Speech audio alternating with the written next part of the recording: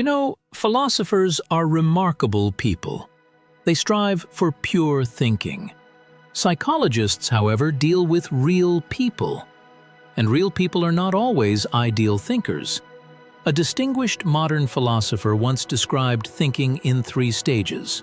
First, to think means to think for yourself. Thinking is, above all, the act of discovering knowledge independently.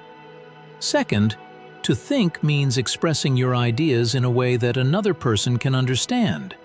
In other words, the result of my thinking must become accessible to someone else. And finally, perhaps the most difficult requirement of all, to think logically. The philosopher I'm referring to is Merab Mamardashvili, one of the most influential philosophers of the 20th century. He offered a surprisingly simple definition. To think logically means not to contradict yourself. That sounds easy. In practice, it's remarkably difficult. If you make a statement in one sentence, the next sentence should not quietly deny what you just said. That's the essence of logical thinking. Now, the psychologist enters the conversation, and the psychologist says, "That's an excellent standard for philosophy. But what happens if we judge ordinary people by those standards? If we did, psychology would end up studying only exceptionally reflective individuals. Most people simply do not think that way in everyday life. Do people usually think entirely for themselves? Of course not. Very often we rely on someone else's conclusions. Think about solving a puzzle. Suppose you've struggled with it for quite a while. You resist looking at the answer. Eventually, you solve it yourself. That experience feels completely different. Now, compare it with another situation. You read the puzzle, immediately skip to the solution, and then say, "Oh, I see, that's how it's done." But did you actually solve it yourself? No. And that's a genuine psychological reality. Human beings often think through the minds of others rather than independently. The second point concerns thinking from another person's perspective.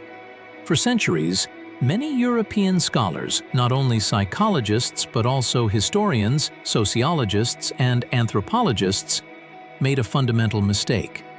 From roughly the Renaissance through the 20th century, many believed that people from other cultures were simply imperfect versions of Europeans. Indigenous peoples were often viewed as somehow less rational or less developed. They certainly recognized that these cultures thought differently, but they interpreted those differences as deficiencies rather than differences. Today, we recognize this mistake by a familiar name: ethnocentrism. The tendency to assume that one's own perspective is the only correct one. Unfortunately, this tendency has not disappeared. Even today, many people naturally believe that their own point of view is the only reasonable one. Learning to recognize another person's perspective is surprisingly difficult. That ability begins to emerge around 6 or 7 years of age. Jean Piaget, the great Swiss developmental psychologist, gave this developmental achievement a name: decentration. Piaget himself was not a cognitive psychologist in the modern sense, but cognitive psychology regards him as one of its most important predecessors. So what exactly is decentration? A young child, say around 4 or 5 years old, is typically egocentric. The word simply means that the child's own perspective occupies the center. The child doesn't merely believe that their view is correct, the child experiences it as the only possible view. Piaget sometimes described this by saying that thinking is still captive to perception. If that's how I see it, the child assumes, then that's simply how it is.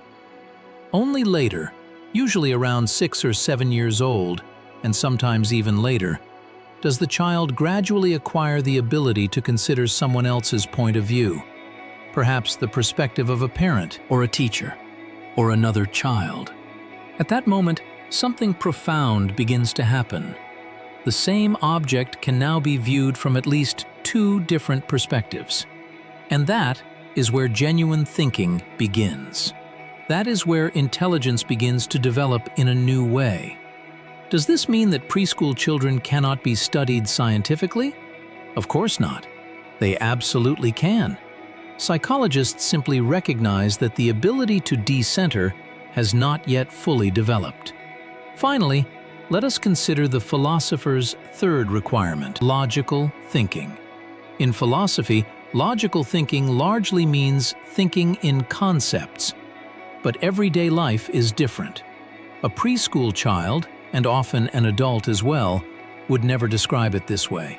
Instead, their behavior reveals something important. In effect, they are saying, "I'm not yet ready to think entirely in concepts.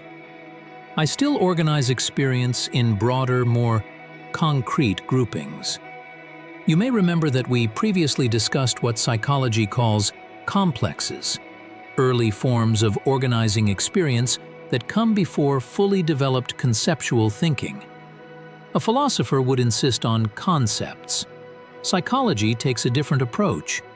It recognizes that real human thinking includes not only conceptual thought, but also earlier, preconceptual forms. Those forms are just as real, and because they are real, they too become legitimate subjects of psychological science.